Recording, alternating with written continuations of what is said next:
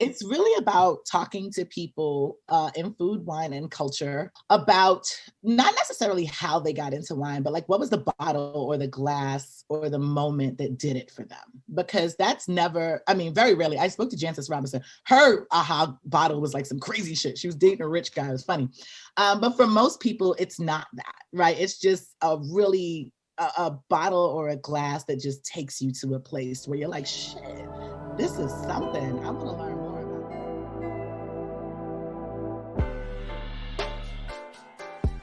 it. Welcome to the Swirl Suite, everybody. Our episode is a little early today. We decided to record on a Sunday and publish on a Monday instead of a Wednesday because Wednesday is Inauguration Day.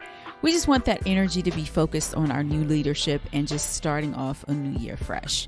So this week, our special guest is Shakera Jones, published author, wine educator, digital platform host. She's the host of A Glass for Every Palate on Som TV. And check her out, follow her. She's doing some great things. And this episode is fantastic. Listen to it all the way through. Cheers. We hope you enjoy.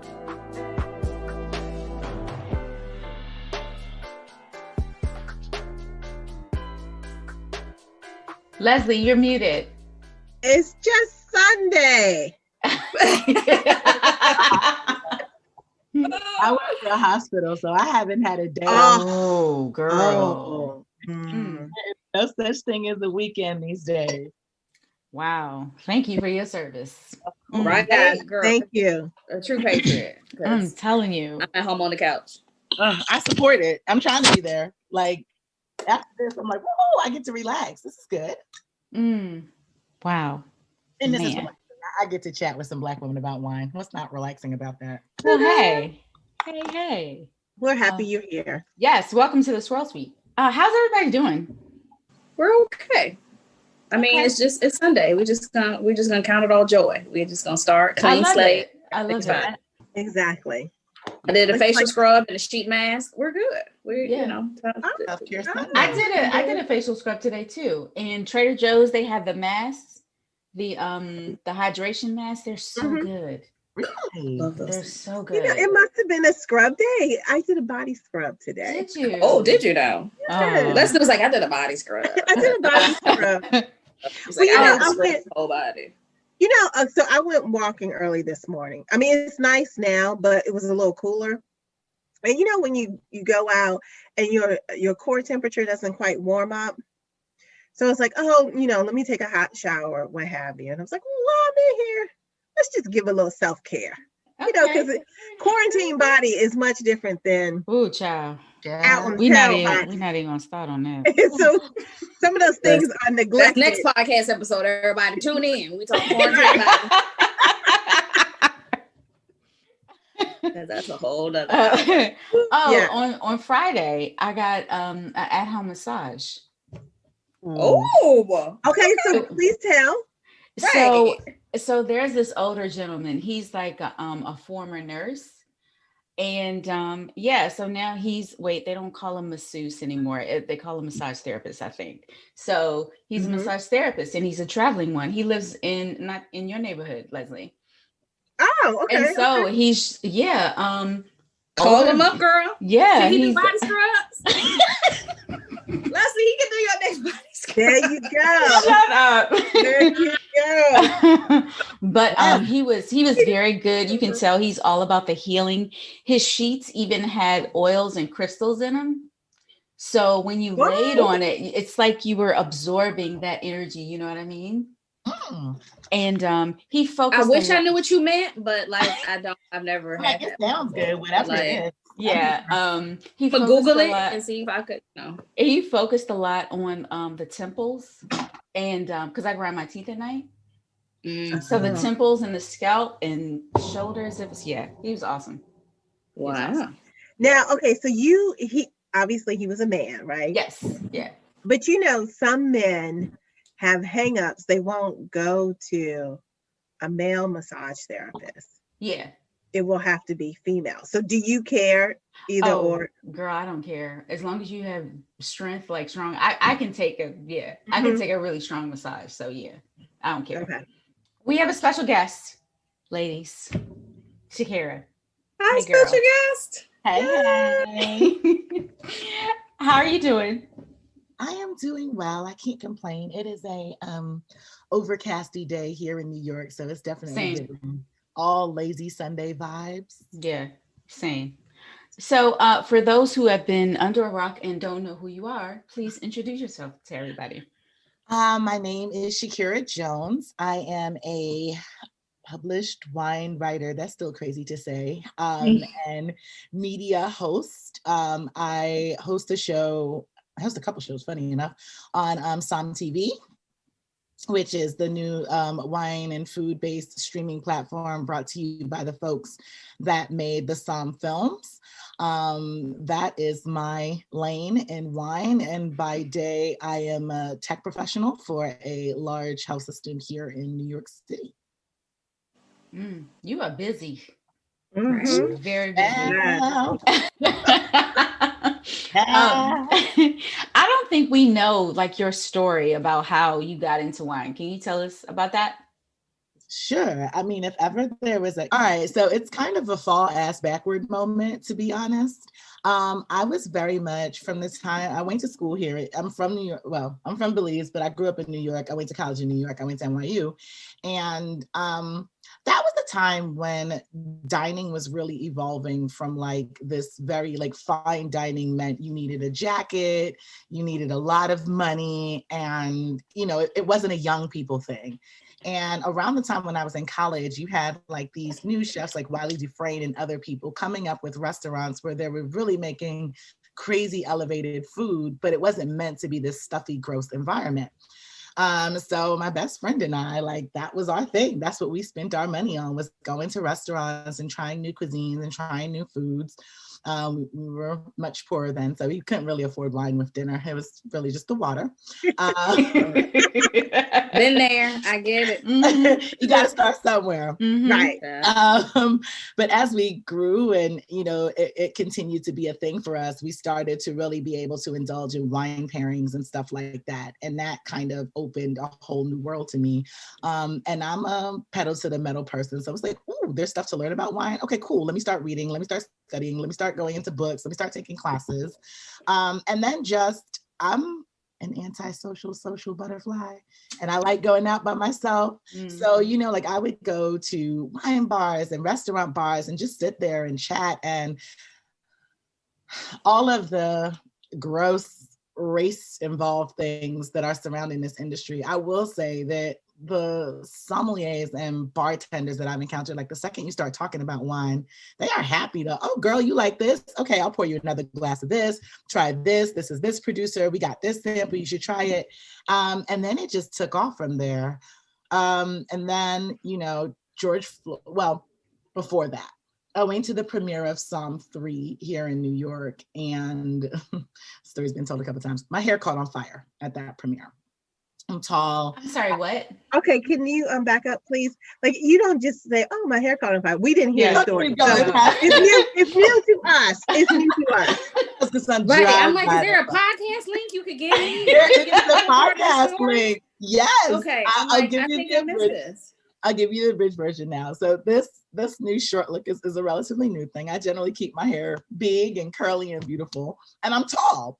So I went to the premiere for Som 3. It was held at Cork Buzz, and I was standing in front of a shelf that had a little tea light candle on it. Oh my God. And apparently a little curl got into the flower, but I was talking to two men, Sabato Sagaria, who is a master sommelier, one of the people I was talking to, and another guy named David Bruno. And they were both staring at me, and it was calm. Like, "All right, don't freak out, but your hair's on fire." And I'm like, "Okay." So I do one of these, like, because I don't want the whole room I don't want it to be a thing per se. Yeah. Why did they try to put it out?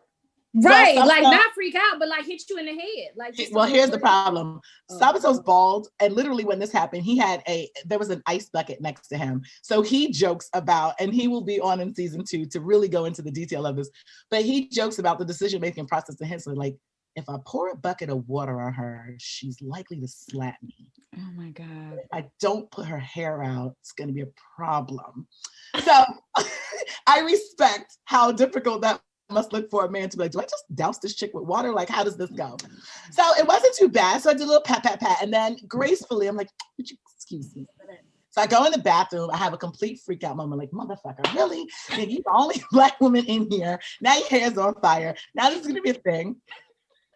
I'm texting my hairdresser from the bathroom. Like, hey, we have a crisis. Just know that I need to come in Monday. I know you don't work on Monday, but we have a situation here. I get myself back together and I walk back outside like nothing happened. And people are like, are you good? I'm fine.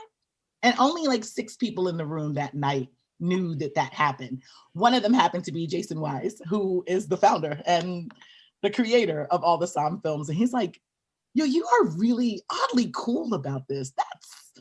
That's interesting. We're gonna work together one day. And fast forward a year and a half later, he called and it's like, listen, we're developing this platform. I want you to have a major role on it. I think you're awesome. I think you're personable. I love working with you. Let's make this happen. And then a podcast, a couple shows, and a documentary later, here we are. Wow. That is a story. That's definitely right. That is it. Look, people gonna be going out there setting their hair on fire. Documentary. Well, you gotta start with long hair. Like that's not gonna work for me now because my hair is short, so it's now too close to the scalp. Yeah, and then if you wear a wig or weave, if you got tracks, like it might all go up at one time. Like you can't mess with that either. Was this your hair? Yeah. Oh man. Yeah. Wow. Yeah. Did it wait? Because hair when you burn hair. Listen, we got all. I know. I'm like, how did it smell? Right. Like, what did it look like after you finished? Like, just like it smelled like burnt hair. It definitely smelled like. Oh my God. But I think I was in a room full of folks that don't necessarily know what singed hair smells like. They didn't grow up with the beautiful smells of a hot comb burning their hair. Yeah. Okay. Okay. Yeah. So you were safe.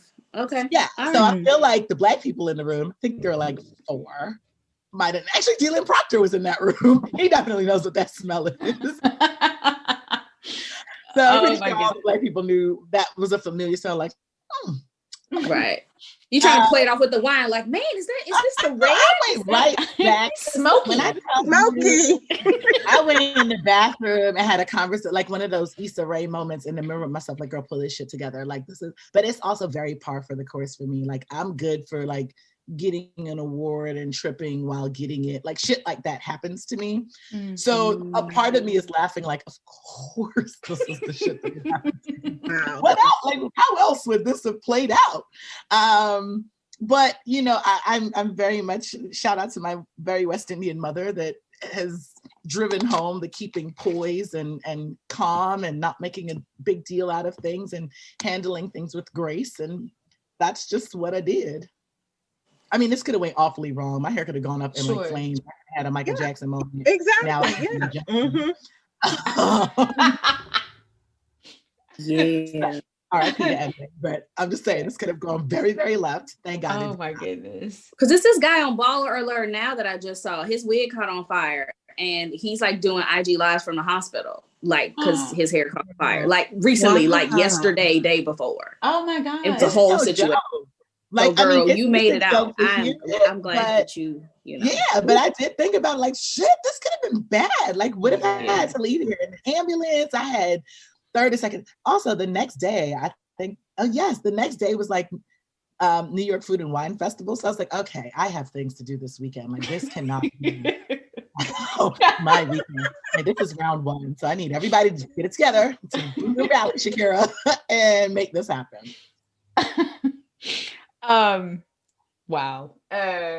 So tell us about the shows that you host. A Glass for Every Plate. So what do you talk about and who do you interview on those shows? So the podcast, A Glass for Every Palate, is it's really about talking to people in food, wine, and culture about not necessarily how they got into wine, but like what was the bottle or the glass or the moment that did it for them? Because that's never, I mean, very rarely. I spoke to Jancis Robinson. Her aha bottle was like some crazy shit. She was dating a rich guy. It was funny. But for most people, it's not that, right? It's just a really, a bottle or a glass that just takes you to a place where you're like, shit, this is something. I want to learn more about this stuff.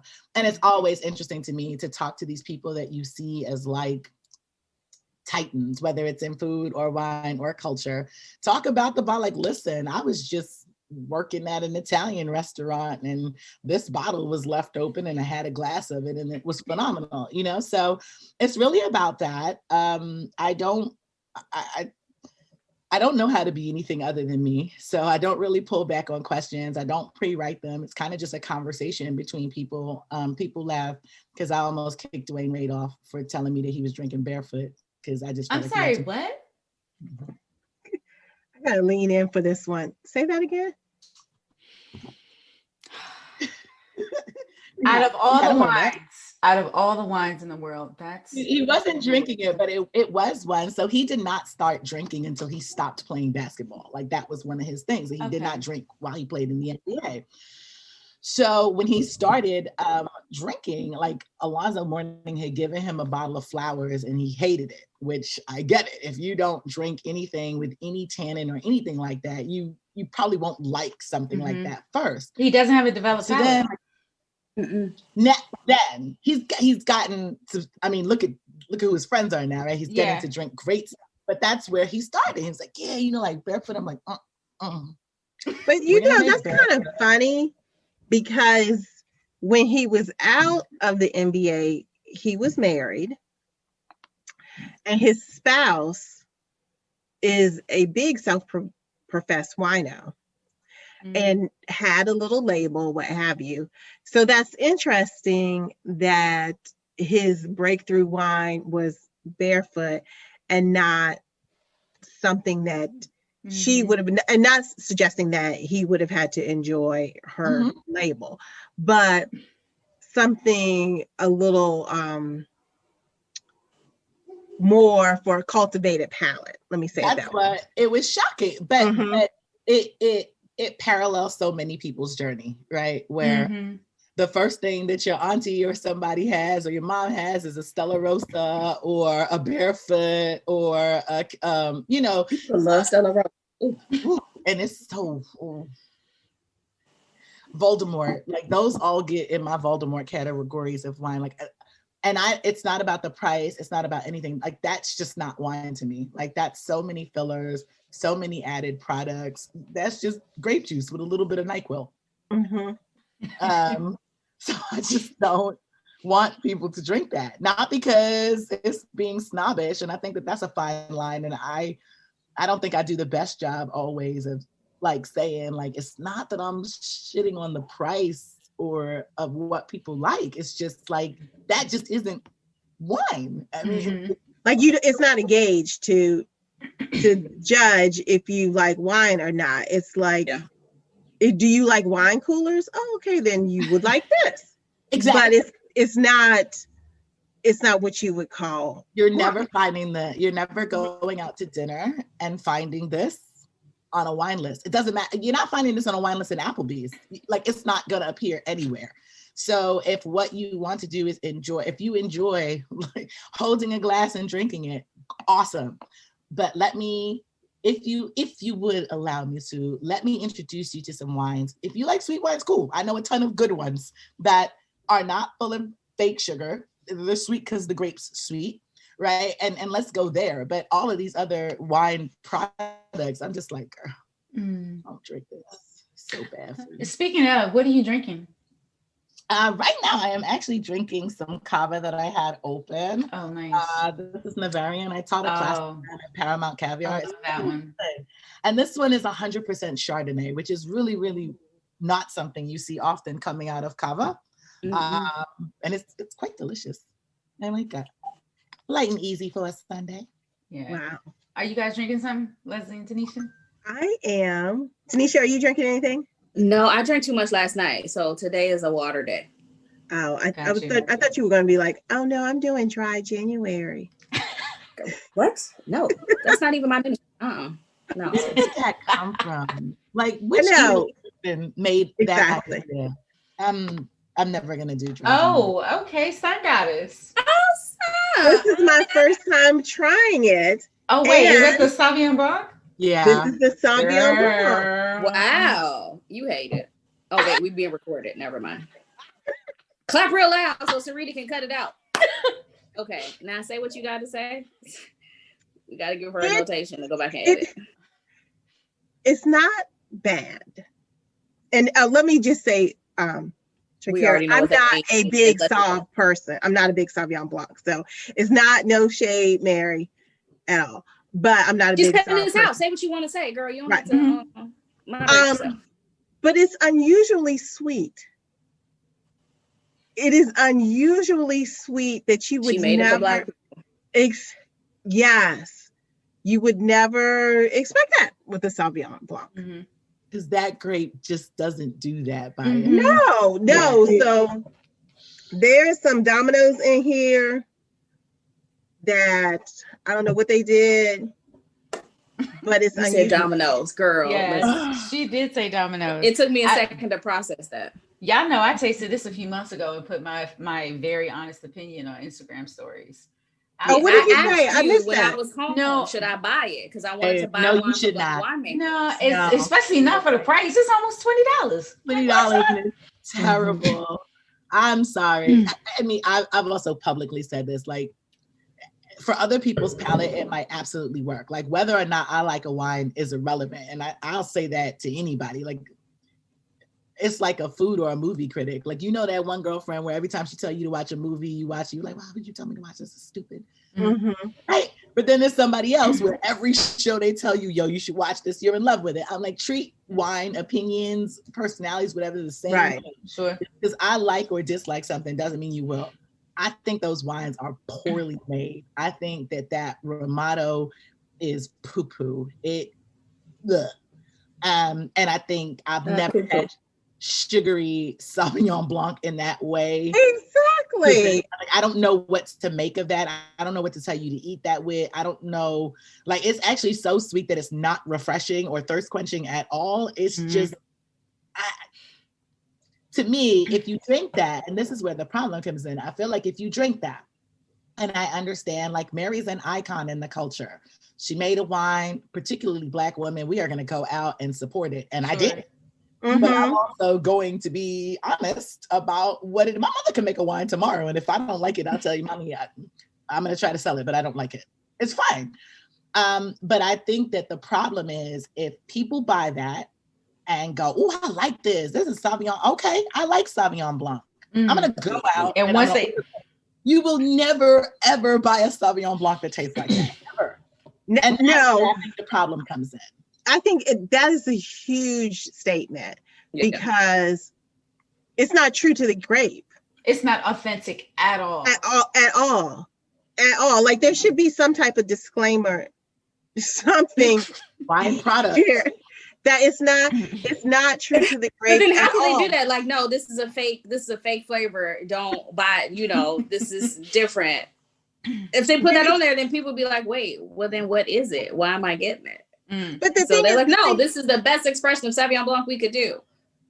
And it's not even an expression of, this is supposed to be an Italian Sauvignon Blanc. It's not even an expression of that. So that is misleading. I think. Are they even known for Sauvignon Blanc? How many Italian Sauvignon Blancs? You drink a lot of wine, sis. How many Italian I'm like, wait. Well, Tanisha, you don't like Sauvignon Blanc either. I don't know. I'm out the international game, but I'm like, I didn't think they did. So, okay. They ain't known for it. I mean, you can grow anything anywhere. It doesn't come out good. Case in point. Yeah, so what are we saying? Where them grapes really come from? It has to come from it. Like, I don't think she's right about that. I just don't know what they mixed it with. And because it's not a DOCG wine, it's not under any regulations. I think that they could probably put whatever they want. I think so too. Like, they definitely blended it with something, but they don't put the percentage on here because it's probably put. Yeah, I was gonna say it doesn't even have to be 100% soft. Right. Oh, that's not 100% soft. Not at all. No way. Not at all. No, not at all. I would literally fly to see where. Show me where. I want to walk that vineyard. I want to pick one of those berries off a vine, and I want to taste the grape, the Sauvignon Blanc grape that makes that wine. Yeah. Well, Sarita already gave me a heads up. I didn't buy that. Yeah. Well, so let me say this, not to defend this wine. It is not representative of what it is, but it's going to sell, and it's going to sell a lot. Oh, not going to. It has sold a lot. It is selling a lot. Yeah. It is right. Without me even, like, okay, whatever Leslie Freelo's statements are, it doesn't make a difference. But because there is an audience for that, which is fine, but it's misleading. It's misleading, especially to maybe somebody who is starting to get into the industry and they think this is what Sauvignon Blanc is to taste like. Yep. And they're going to go and order it somewhere else. And they're going to feel like the person that they're ordering it from doesn't understand them, because I've had Sauvignon Blanc. This is not the Sauvignon Blanc that I had, like, no, reverse. You've actually never actually tasted what that grape is, because a lot of wine people just don't like Sauvignon Blanc. It's green. Like, it's not the, I mean, I enjoy it, but I know it's I love Sauvignon Blanc. I don't like it at all. It's green, it's grassy. I don't want any parts of it from anywhere in the world, which is fine.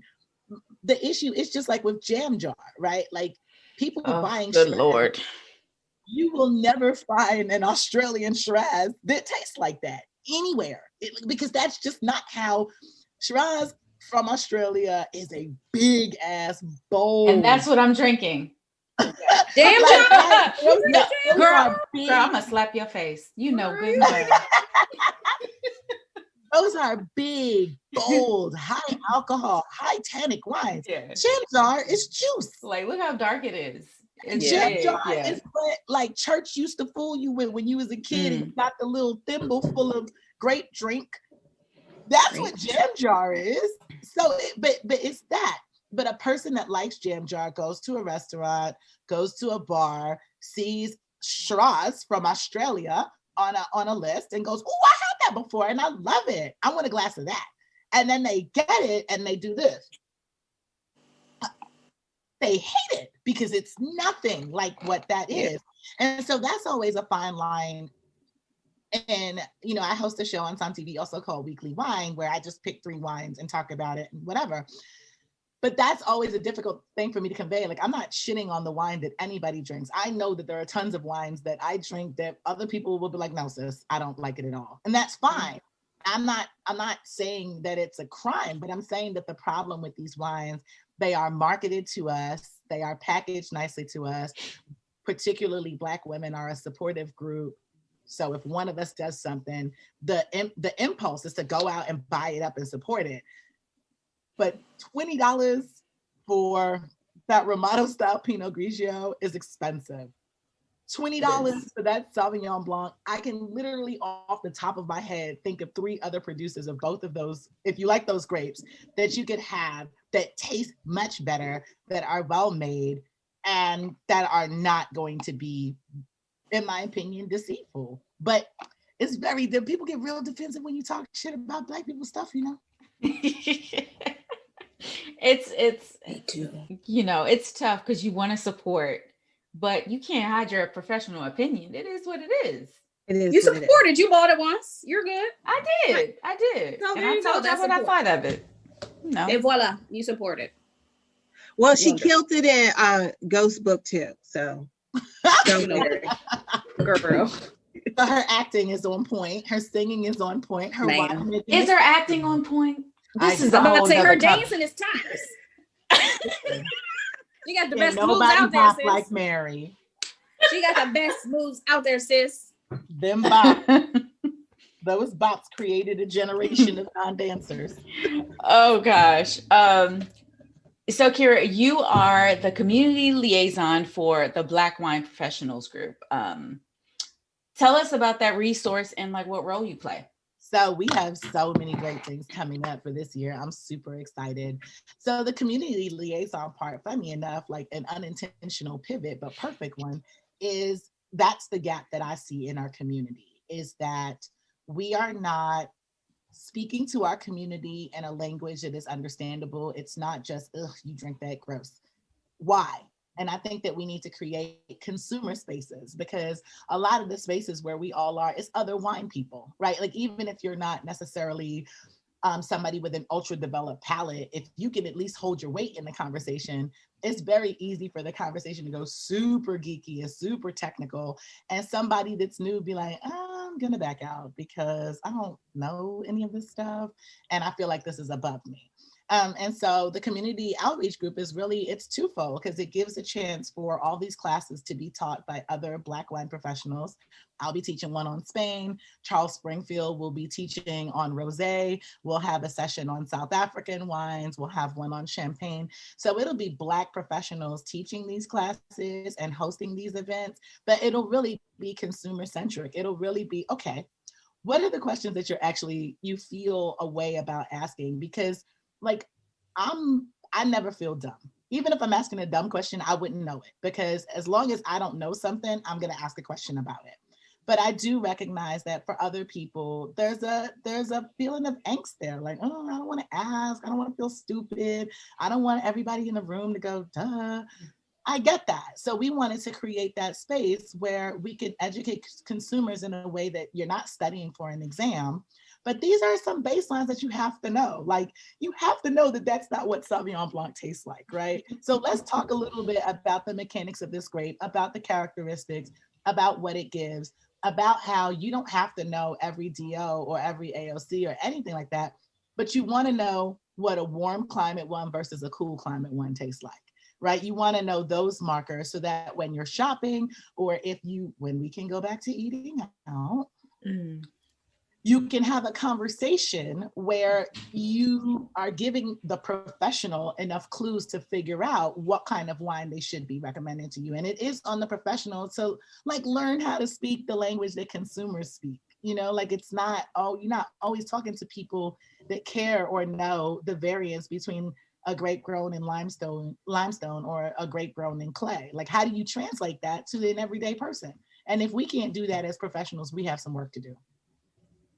I love it. Oh, and y'all threw a fantastic party last night. That was my first regular moment of non-work since January 5th. So I was living for that.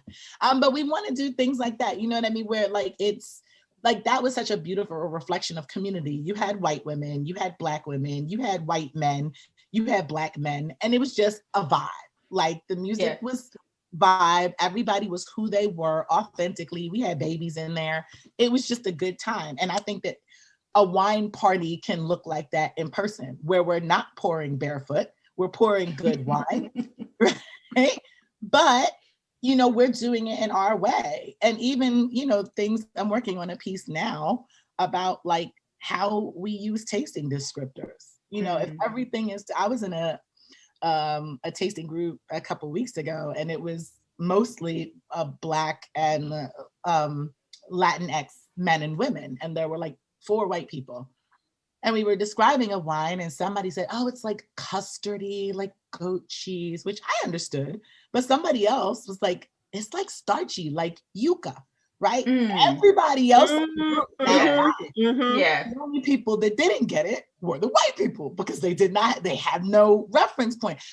But for me, I was like, do you see how it feels when every descriptor being used is something that is not familiar to you? Sure. Whether you know it or not, the vernacular is not broad enough. If everything is chives, parsley, bergamot, cedar, like explain what you mean by cedar. Explain what you mean by wood. Explain what you mean by smoke. Because somebody from Tennessee or St. Louis or Kansas City damn sure knows what a smokehouse smells like, don't they? So if you want to describe Syrah, talk about being on go by the back door of a good barbecue joint. That's the smoky meatiness we're talking about in Syrah. Like, what's the difference if I use that descriptor versus just saying like smoked peppery meat? Both are true. So why can't I use one that authentically connects with a different group of people? I think that's what makes wine inviting to people. Because you meet people where they are. Not necessarily talking down to people, but you meet people where they are. And so you use terminology that is relatable. Yeah, I like using people. Yeah, I think that is the big difference between a good wine educator and someone who's just textbook. I remember this one girl. I went to when the world was open. I went to a tasting bar, and this girl, she gave there were 4 wines. So she gave each one a magazine. She was just like, well, this is like upscale, so on the low end. And this is like, she didn't say any Black ones. She didn't want to offend me, of course. But she just named, all of these different magazines. And I was I was by myself, but there were a bunch of white girls behind me, but they got it. Like, oh, I get it. Different levels. I get it. So, I mean, you can be creative in how you describe your wines. And I think that's what's so important about having to diversify wine educators. We all going to talk different. Right. We have to. I mean, Larissa and Sukari and I were talking about, well, shit, if you want to think about texture in wine and you want to talk to Black, 4C, okay? A wine that is very bodied with a lot of texture, that spends a lot of time on the lees. Think of that as 4C here, right? Like that's got some, that is tight. That is, you got to put some strength into getting through that, okay? Think of it that way, right? Or we could use, like, I like to use people, right? Like I use like Merlot as like the grape that, like, you know what? You ever had a person where like you don't know why you don't like them, but you just don't love them? But if they're with the right other people, they're totally tolerant to you. Like that person has done nothing wrong to you. You can't actually find any flaw with them. You're just not to you. But if they're with the right group of people, sis, welcome. That's a description that you can totally understand, right? Yeah. And it is literally the way I describe Merlot, because I don't love that grape at all, but it has a need and it's welcome in a lot of spaces. But I don't, if she didn't come to brunch, I wouldn't miss her at all. But I think we need to get more comfortable with ourselves, not feeling locked into this language that we may have learned, right? Sure. Because if you're learning it and you're studying for an exam, make sure that you can translate that, because otherwise it's just regurgitation. You know what I mean? You just, you studied what was on something and you memorized it.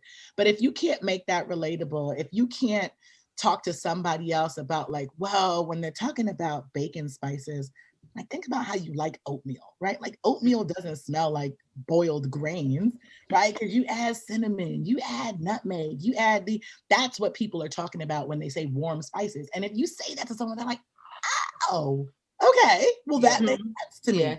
And that's what we need to just keep doing, because that's how we get more enthusiasts that look like us, interested in wine, into these tastings, into these trips, like all of it. It's one big ecosystem that we all need to do our part to contribute to. So what's next for you? Like if you had to retire in a wine position, like what would that be? Ooh, I want to be like the Oprah of wine. I want to have conversations where I don't get the polished version. I get people to see the authentic person that I'm talking to. I want to continue to bring conversations about wine that aren't normally the easiest to talk about. Like one of the main things I did was calling out white women, like, y'all are all allies, except you do work with brands. You can see that there's nobody Black involved. Do you ever call them out on that and say, hey, I know a bunch of other people, this seems kind of just one-sided? You're not doing that, right? So are you really an ally? And I'm not afraid to push conversations like that. So I very much enjoy being in wine media. I think the more people we have talking to people in a relatable way, the more people will get interested, the more brands and distributors and everybody else will see a need to broaden their audience, broaden how they market, broaden how they get their products to certain markets. So yeah, that sounds like fun. And the idea of being paid to talk for a living just seems like I was destined to do that at some point. It's not happened yet though, I'm trying. Well, it seems like you're well on your way. Exactly, for sure. Yeah. Awesome. So this is the point of the show where I ask y'all random questions that may or may not be long-winded. So whatever is the first answer that comes up, just say it. Blue. Shut up. Okay. Right. So if food is supposedly the way to a man's heart, what is the way to yours? So what is that one thing that like you can have in common with somebody that you may have thought, I don't like that person, but it's like, oh, you like so-and-so. I love so-and-so too. What is that thing?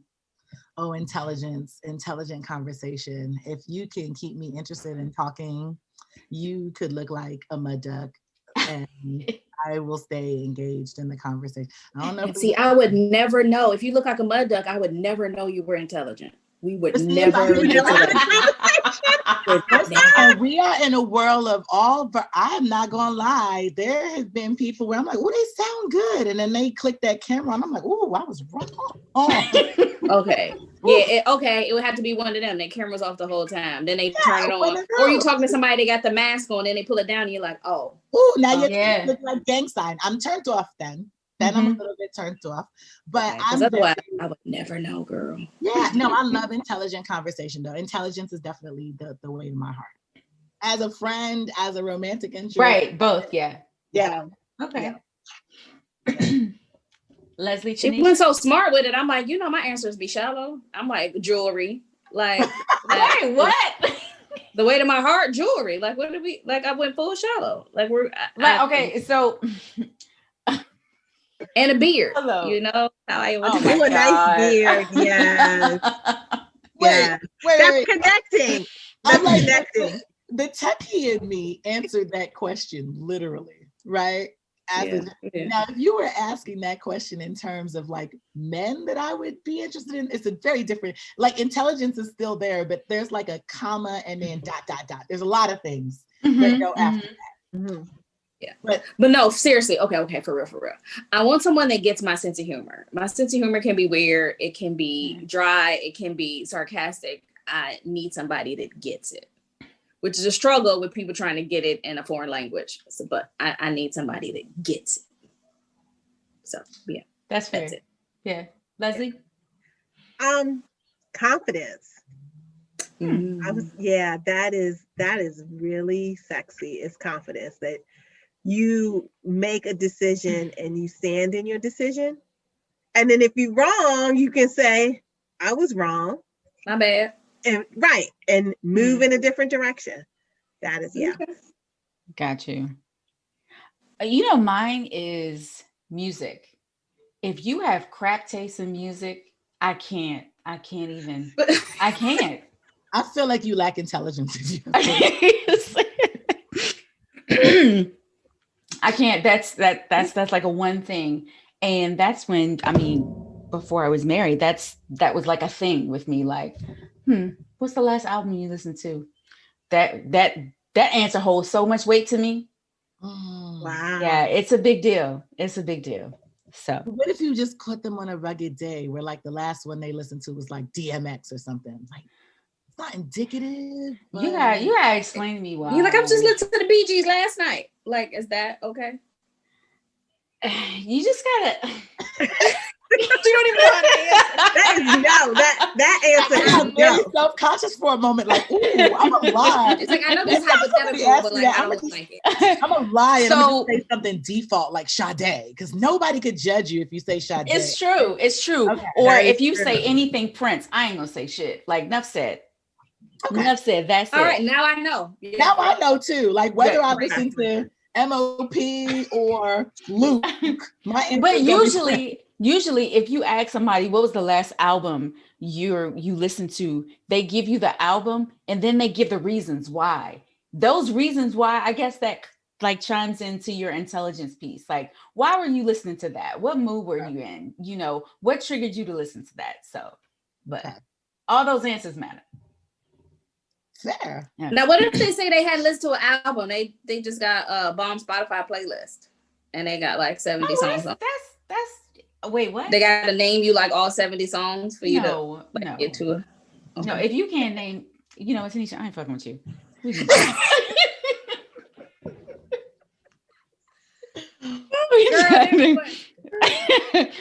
What is your favorite fruit? Mango. Nice. I'm Caribbean, so it's gonna be I love mangoes. Wait, you like mangoes in America? Because I heard our mangoes were trash. They're terrible. Okay. I like Haitian mangoes that you can easily get here, but American mangoes are gross. So is American avocado. Oh, is it? I probably we don't don't even know know. what I Avocado. probably don't even know what a real avocado tastes like. I The know. ones here, they all taste like water. Like they don't taste like anything. That's why Mm. to make avocado toast, like people have to add 50 billion things. Oh, to really? it. Yeah. Okay. Yeah. Well, yeah. Oh. They're I really, got nothing. really bad. And that's something like I'm from Central America. Like you eat avocado with everything. Like the way you get a piece of lettuce as garnish on a plate. Like you slice avocado with breakfast, lunch, and dinner. But these avocado, I don't like them. Okay. Sorry. Yeah. Leslie. You can't drink water in my country, so. Oh. Oh, pineapple. I love pineapple. Have you ever roasted or grilled with pineapple? Oh my goodness, It's yes, so good. Lord, it is so good. It's really good. It is so good, and I could just have that by itself, like Yeah. the grilled pineapple. Mm-hmm. That is really good. Yeah. Tanisha? Watermelon. Really? No, I don't know. I don't eat fruit that often. So I just wanted to say something so I could get a smart answer from you. I knew you was gonna say something crazy. I was about to in response to me. I held back. Yeah, you did. I saw it in your face. You held back. Like your jaw got tight. That's all. But I mean, it's gonna stand. Watermelon. I enjoy watermelon. It's terrible. I don't eat fruit as often as I should. I remember when Allison was on the show and she was like, she ain't eat vegetables. I'm like that with fruit. Like I don't really eat fruit that. Have you do you make the watermelon mint salad? Oh, it's so good. With feta. With feta.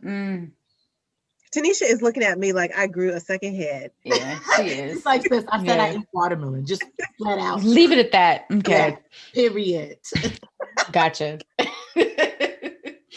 Actually, my favorite fruit is grapefruit. Really? It is. I love grapefruit. tasty. When I was growing up, my grandmother, she used to cut it in half and eat it with a spoon. So that's how I eat it. And then I went to brunch at Founding Farmers and they took the torch to it. Mm-hmm, and a little bit of sugar. My God. I was like, well, this is it. This is my fruit now. So yeah. Grapefruit. Yeah. And I love grapefruit cocktails, palomas. Oh man. Yeah. Palomas are so bomb. They are delicious. Yeah. You've never had one or you don't like them? I've never had them, but it's not my, well, this is why I don't like Sauvignon Blanc. It's not one of my favorite fruits. Okay. Yes, and you know what? Yeah. My mom did Weight Watchers like all of my life, and she's like this big, but she did Weight Watchers all of my life. And one of the big things was to have grapefruit with cottage cheese on top, and I was like, that is so gross. Like, why are you different textures like that? Yeah, cottage cheese should be abolished from supermarkets. Earth, really. Right. Yeah, it's gross, but I can eat it. I can't eat it. We're talking cottage cheese now or grapefruit? Yeah, cottage cheese. Okay.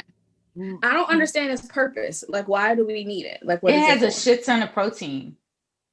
Can't we That's like nothing else does? Like bodybuilders eat it a lot. Like they'll have like boiled chicken, cottage cheese, and like a vegetable. Really? Okay, so it serves that purpose, but it's not like for flavor, for texture, for like absolutely not. No. Wow. What? It's literally like eating a block of tofu that you didn't season with anything. Do you put sugar or salt on it? Me, I can eat it by itself if I'm in the mood, but then I can eat it with like, I don't know, peaches or something. And what mood is that exactly, Sarita? What mood is it's rare. It's rare. It's rare. Okay. They sell it in the little like yogurt size cup. Every time they do. I'm like, these white people will eat anything. Why would you? Like, what is the point of this lumpy ass curdled dairy product?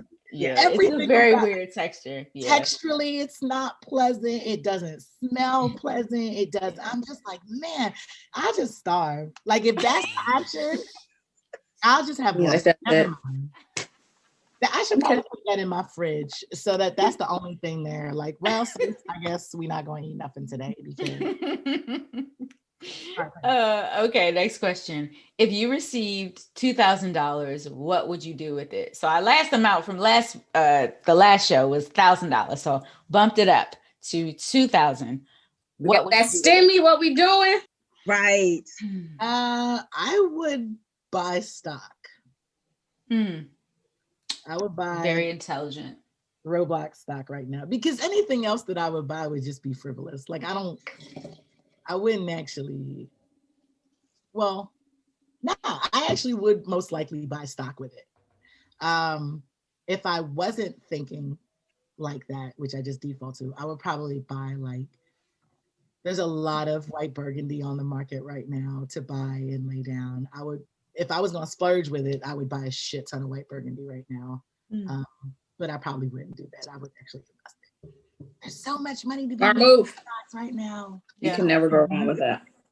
I wish I was getting a stimmy check. I would spend it all on that.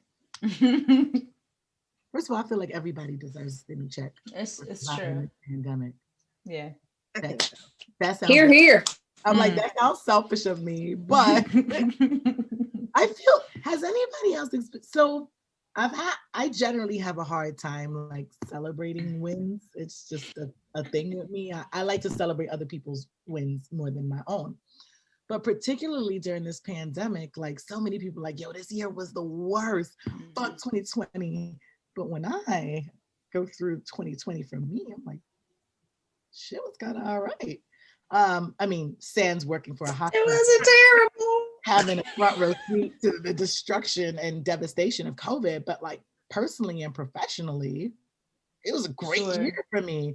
But I feel so bad saying that publicly because I don't want it to seem callous or like I'm disconnected from everything that everybody else has gone through. But it wasn't a bad year. Everybody in 2020 didn't suck. I've said that. Yeah. I think that it's how you say it. It's not like you're Cardi B saying, oh, I got all my family here and I got all this. It's not like you're bragging that you are stating your achievements. You had a good year and like, fuck that. No, I deserve that pat on the back. I'm going, I think you should always celebrate yourself because if you don't, then I mean. Yeah. It's so, like you want to be constantly sensitive though. Like you never want to come across like Charles Barkley recently said like, oh, I think NBA athletes should have privilege and preference in getting the vaccine because they pay so much in taxes. I'm like, well, really? What if we paid doctors and nurses then what we paid NBA players? Sure. Because they should get preferred treatment at getting it, right? Because right now, not even healthcare workers have preferential access to the vaccine. If you don't, which is insane. Absolutely ridiculous. If you don't work in a role that may have direct contact with COVID patients, you are actually, in New York at least, you're still in like the 1B category of whether or not you can get it, which is outrageous to me. I think everybody that works for a hospital, because you don't know what will happen. Who knew that we would be building a hospital in Central Park in March? So everybody that works in healthcare should get it. But for this arrogant ass man to be on TV saying that he thinks that because NBA players pay so much in taxes, they should have preferential access before people that are every day risking their lives. If an NBA player gets COVID, it's because they were fucking around and hanging out with other people. It's not because their day-to-day life put them at risk. So, like you see callous people like that and you're like, ugh, I never want to sound arrogant like that because it's just horrible. Yeah. Also, Charles Barkley believes in leading with his stupidity. So I was gonna say that's very on brain for him. Yeah, like I would expect nothing less to come out of his mouth.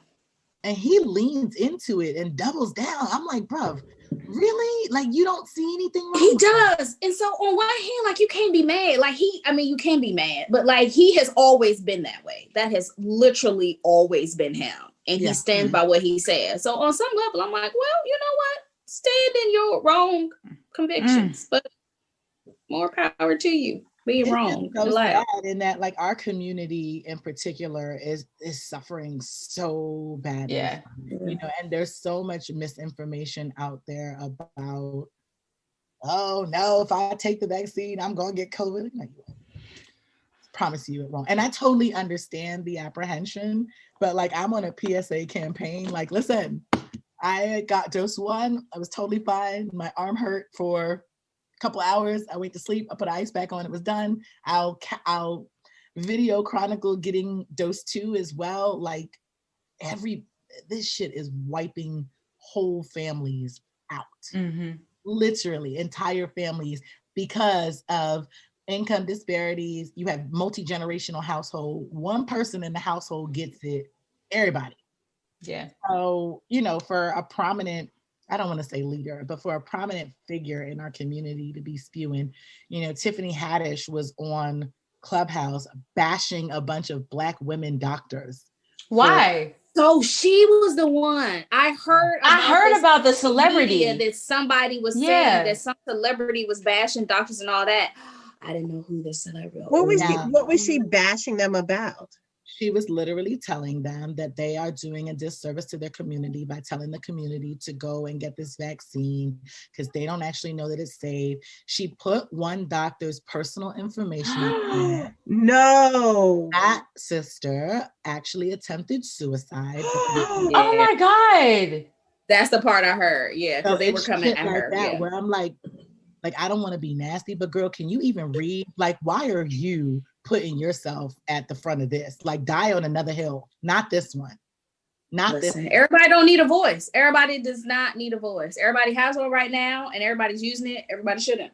It was so ridiculous because they literally started her. Joe Budden was another person that was like they. Oh, well, he's an idiot. He is trash. Dating people gotta pay attention to who they listen to. Like, really, are these gonna be your authority? But the thing is, they are for so many people. Yeah, they do. So many people. Though people like that, their word is gospel. Yeah. So for y'all to use your platform to rally up people to go and bully a bunch of Black doctors that put their lives on the line every day.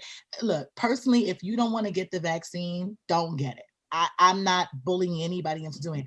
But the shit that I see on social media, people that don't know, they just did this too quick. Last time you took Tylenol, tell me how long Tylenol was in clinical trials. Tell me how many people died taking Tylenol when it came to market. In my Peloton group, there was a woman saying, well, I won't take the Johnson & Johnson vaccine because I heard that Johnson & Johnson baby powder gave Black women cervical cancer. I'm like, but you put Band-Aids on though. That's a Johnson & Johnson product too, right? Okay. The misinformation is crazy. Crazy. Wow. I think we are so starved for some leadership and authority. Oh, desperate. That we will take it anywhere. But, I'm not going to take scientific advice from a comedian. unless you went Dr. Kim, who was a doctor. And he hadn't practiced in a while too, so I'm not really going to listen to him. But really, this is, when you put this woman's personal information out there and knowing that you have a flock of ignorant people that don't know you would walk past the street and never see them, never talk to them. But these people actually started bullying and attacking these women. Oh my God. To the point where one attempted suicide. That is just absolutely crazy. I mean, if nothing else, have recent events taught anybody that words matter? Yeah. Like you circulating all these videos. Oh, look at the nurse that fainted when she got I'm like, the vaccine has been in America for 6 days. Nobody in America is eligible to get the second dose of any vaccine. So that video, I don't know what they put in Sis's arm or why she fainted, but it was not dose 2 of any COVID vaccine. Like you don't need anybody to validate that for you. Like validate it yourself, right? Mm-hmm. But what about Tuskegee? I'm like, you eat science. Your diet is going to kill you before fucking COVID vaccine does. Like, girl. Hey guys, so at this part of the show, I had some technical issues and the recording stopped, but the girls kept talking and we were talking about race and wine. So here is the conversation picked up. My concern back in May was like, is this a flash in the pan? Like, are people just throw money at the issue and then move on to the next issue. And it's good to see that there are continuous strides that are being made and people are making a true commitment and not just lip service. Yeah, some of it was a flash in the pan, but I think with organizations like Black Wine Professionals and Wine Unify and the Roots Fund and things like that, those organizations that have been created, people are giving those organizations money, and through them, then they are cranking out the people, the ideas, the things that will take us forward. Yeah, I mean, I was those infrastructures in place. Yeah. Thrilled to see that the Becky Wasserman Scholarship went to all Black women, right? Because I was skeptical, because when people say people of color, that normally ends up being one Black person, 2 Asian men, 1 Native American person, and 1 Hispanic person, right? So I was thrilled. It used to be a bunch of, let me stop, we record. Accurate. But I was thrilled to see that it was all Black women. That's great. Yeah. And it was some names I was quite familiar with, some I didn't know. And now I want to get to know more about them. I want to hear about their experience. I want to do an episode after their trip to Burgundy with all those women to talk about their experience and what they learned, what they took away. I want to crash their trip to Burgundy. Girl, I want to train station. I have girl, just come. We just gonna meet them at the train station, girl. Okay, cool. Cool. Listen, I'm here, and that's what I'm saying. Like, look, I'm here for everybody to experience everything. I want if your goal in life is to go to Burgundy, I want you to go there. If your goal is to get to Champagne, I want you to go there. I have never tasted DRC yet, but I am banking that I will not close this year out without having some DRC. I am thoroughly prepared to be underwhelmed, by the way, but I'm ready to have it. I'm ready to have it and enjoy it and evaluate it, because I think that everything that everybody else can have, we can have. Everything. I don't think there's limits to what we can have. Not anymore. One of us needs to start believing it. I love it. And living it. Well, if we can't end on that note, I feel empowered. That is the perfect quote to end. I feel empowered. I wake up Monday and do some things with my life. Exactly. It's great.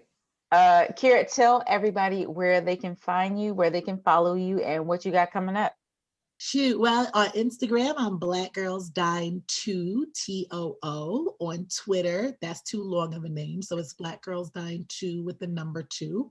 My website is www.blackgirlsdine2.com. Coming up, season 2 of A Glass for Every Palate. We are wrapping up filming on Psalm 4. Super excited about that. I'm also doing another project for some films that is super exciting. Weekly Wines will continue. I'll be doing some blind tasting segments. There'll be more of me and Jill Zamorski, because that is like my 20 twin in Chicago. Just more dope shit. I'm gonna keep pushing. Thanks for joining the Swirl Suite, everybody. Don't forget to like, subscribe, share on Instagram and tag us. Send us some comments. Let us know what you think of this episode, because it was super special for us. Everybody stay safe and have a great week. Cheers.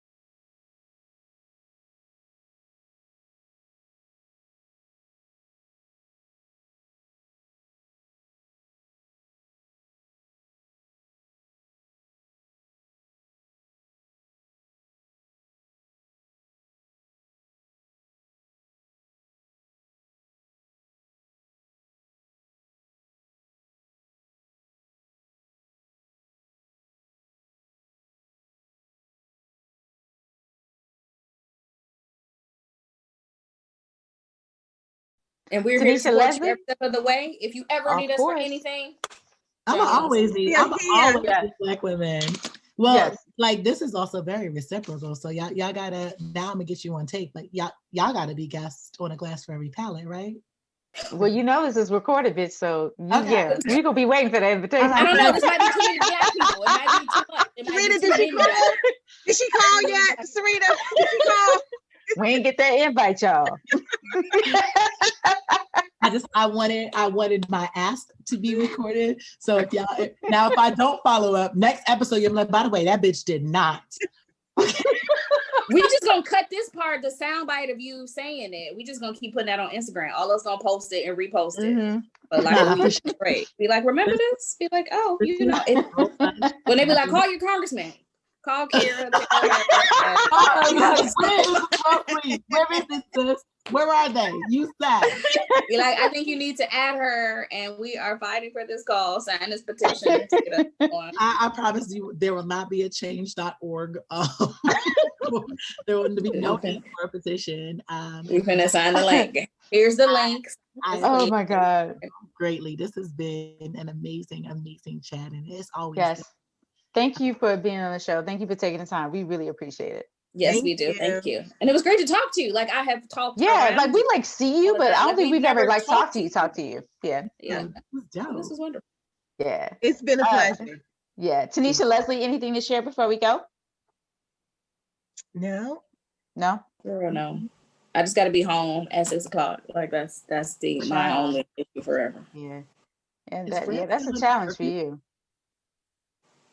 6 is the earliest of the earliest, but I mean, here we are.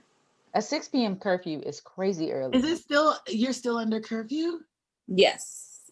It used to be 8:00. They just changed it to 6:00 starting yesterday. Oh, the disrespect. See, I don't want them to do that in New York. That would just like we're getting more like you can't eat inside anymore in New York. Yeah, same here.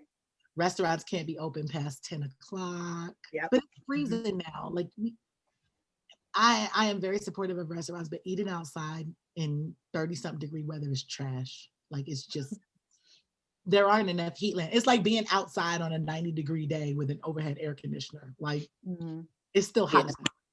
It's still hot. I want to Sarita, afterwards, I want to show you guys my boxes came in. Okay. Yes. All right. So we'll wrap it up. Thanks for joining us for Wall Street, y'all. Cheers. Cheers.